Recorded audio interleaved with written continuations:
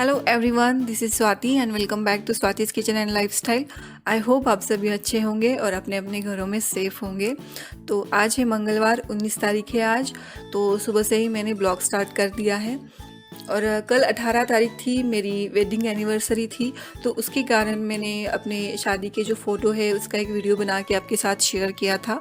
उस वीडियो पे आप लोगों ने बहुत सारे कमेंट किए, मुझे अच्छे अच्छे शुभकामनाएं दी, तो उसके लिए तहे दिल से शुक्रिया। Thank you so much. और मुझे लगता है कि जो लॉकडाउन का पीरियड है उसमें जिन जिन लोगों के बर्थडे आए हैं, जिन जिन लोगों का वेडिंग एनिवर्सरी आया है या फिर कुछ भी खुशी का मौका आया है, तो बहुत ज़्यादा अच्छे से सेलिब्रेशन नहीं हुआ होगा। किसी का हुआ होगा, किसी का नहीं हुआ होगा, बट हर किसी ने यही प्रे किया होगा कि ये लॉकडाउन का सिचुएशन, ये कोरोना का सिचुएशन जल्दी से निकल जाए। तो मैंने भी कल यही प्रार्थना की है कि ये कोरोना वायरस जल्दी से निकल जाए, इसके ऊपर कोई दवाई आ जाए और ये जो संकट है हमारे ऊपर, ये जल्दी से चला जाए।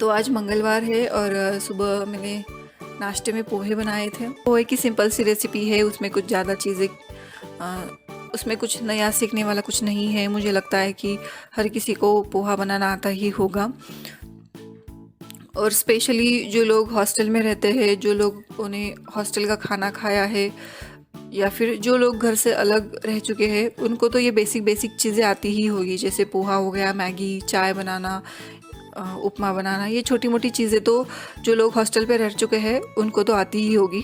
तो मैं भी हॉस्टल में रह चुकी हूँ, मैंने भी अपनी ज़िंदगी के 4-5 साल हॉस्टल में बिताए हैं। और उसके बाद भी पुणे में जब मैं जॉब के लिए थी, क्लास के लिए थी, मैं भी घर से दूर ही थी, तो ये बेसिक बेसिक चीज़ें सबको आती है। पोहा बनाने के बाद चाय बना ली है हमने और ये सुबह का नाश्ता हो चुका है।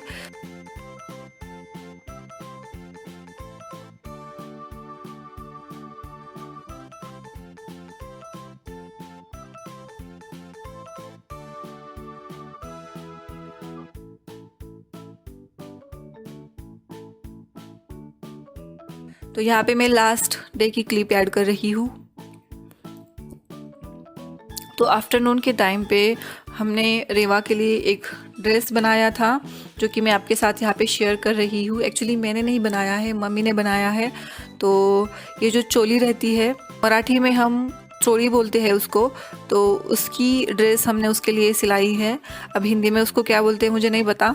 तो यहाँ पे एक ही मतलब चोली का पीस यहाँ पे लगा है, एक ही पीस में मैंने एक ही पीस में पूरी ड्रेस हमने यहाँ पे बनाई है। तो जो उसकी पुरानी ड्रेस थी उसका मेजरमेंट लेके यहाँ पे मम्मी ड्रेस बना रही है। तो ऊपर का जो टॉप है वो पहले यहाँ पे कट किया है उसने। और इस चीज़ में मम्मी बहुत एक्सपर्ट है, क्योंकि जो सिलाई का वगैरह काम होता है वो सब आता है उसको। ब्लाउज सिलाई करना या फिर ड्रेस सिलाई करना, ये सब उसको आता है। तो हम जब बचपन में ड्रेस वगैरह अल्टर कराना हो या फिर कुछ फट गया हो, तो ये छोटे मोटे काम वो घर पर ही कर लेती थी।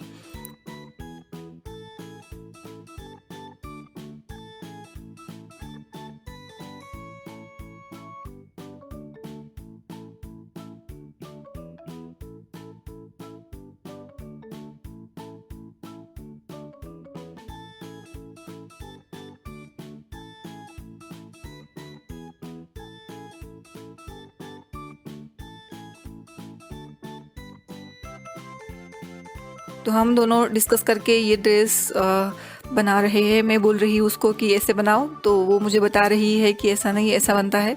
तो ऐसा डिस्कशन कर करके हमने ड्रेस बनाई है। तो ऊपर का टॉप बनाया है और उसी कपड़े में हम नीचे का स्कर्ट बना रहे हैं।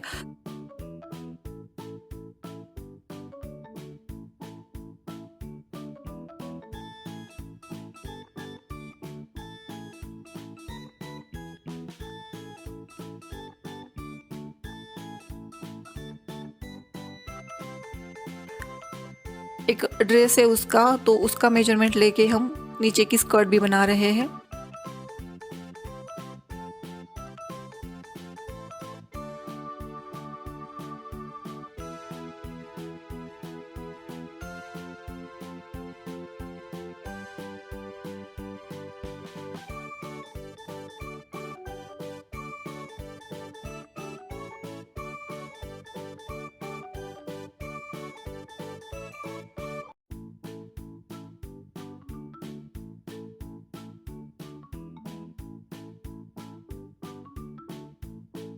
इस तरह से बनेगा। ऊपर का टॉप थोड़ा सा छोटा हो गया, इसीलिए हमने नीचे से फिर बाद में उसको कट किया था।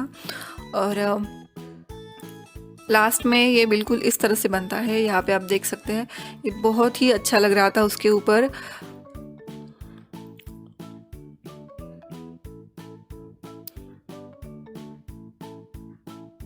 तो इस तरह के हम 2-3 और ड्रेसेस बनाने वाले हैं। पहले हमने ट्रायल करके देख लिया था कि ये अच्छे से उसको आता है या नहीं, उसकी हाइट को मैच करता है या नहीं। फिर बाद में फिर हम और 2-3 बनाएंगे इस तरह से। तो इंस्टाग्राम के ऊपर मैं उसके पिक्स डालती रहती हूँ, तो अगर आप मुझे इंस्टाग्राम के ऊपर फॉलो नहीं करते हैं तो मेरा इंस्टाग्राम लिंक मैंने नीचे दिया है, या फिर स्क्रीन के ऊपर मेरा इंस्टाग्राम आईडी आपको दिखाई देगा, तो वहाँ से आप डायरेक्टली मेरे इंस्टाग्राम पेज पे जा सकते हैं। आपको कैसा लगा ये भी मुझे कमेंट करके ज़रूर बताना।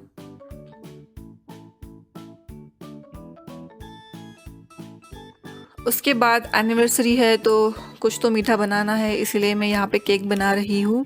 तो केक के लिए मैंने यहाँ पे लिया है 2 कप मैदा, 1.5 कप शुगर, 1 कटोरी दही लिया है यहाँ पे, और 1 कटोरी दूध मैं यूज़ करूँगी। उसके बाद आधी कटोरी यानी कि छोटी कटोरी मैंने रिफाइंड ऑयल लिया है। यहाँ पे आप बटर भी ले सकते हैं, मेल्टेड बटर। और ये 3 चीज़ें हैं, नमक, बेकिंग सोडा और बेकिंग पाउडर। ये तीनों चीज़ें मैंने 1 टीस्पून लिया है। तो सबसे पहले बेकिंग सोडा, बेकिंग पाउडर, नमक और मैदा, ये चारों चीज़ें अच्छे से मिलाएंगे, हम मिक्स करेंगे।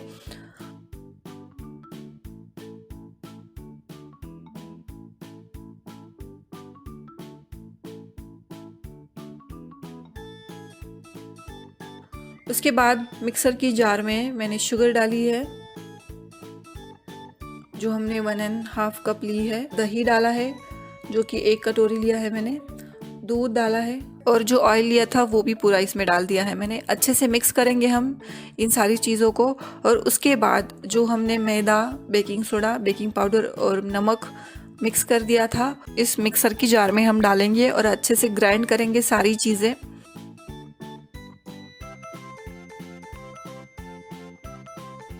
ये इस तरह से बनता है, आप यहाँ पे देख सकते हैं।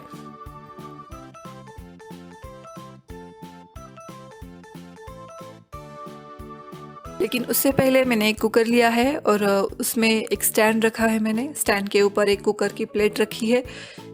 कुकर के ढक्कन की सीटी निकाल के इसे हम प्री हीट करेंगे 10 मिनट के लिए। जिस पैन में मैं केक बनाने वाली हूँ उसको मैंने ऑयल से ग्रीस कर लिया है और थोड़ा मैदा ऊपर से डस्ट किया है, और उसमें अब ये सारा बैटर मैं ट्रांसफ़र कर दूंगी और केक बनाने के लिए रख दूंगी।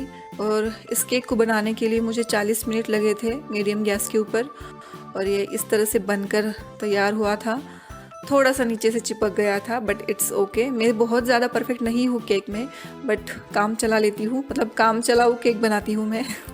इसके ऊपर जो मैंने डाला है वो है चॉकलेट सिरप, जो कि मैंने जुगाड़ करके बनाया था। 2 चम्मच कोको पाउडर ली थी, 1 चम्मच शुगर डाली थी और 1 चम्मच दूध डाल के मैंने इसे गैस के ऊपर एक 5 मिनट के लिए चलाया था। और फिर इस तरह से चॉकलेट सिरप हमारा बन गया है, जो कि अब हम केक के ऊपर स्प्रेड करेंगे इस तरह से।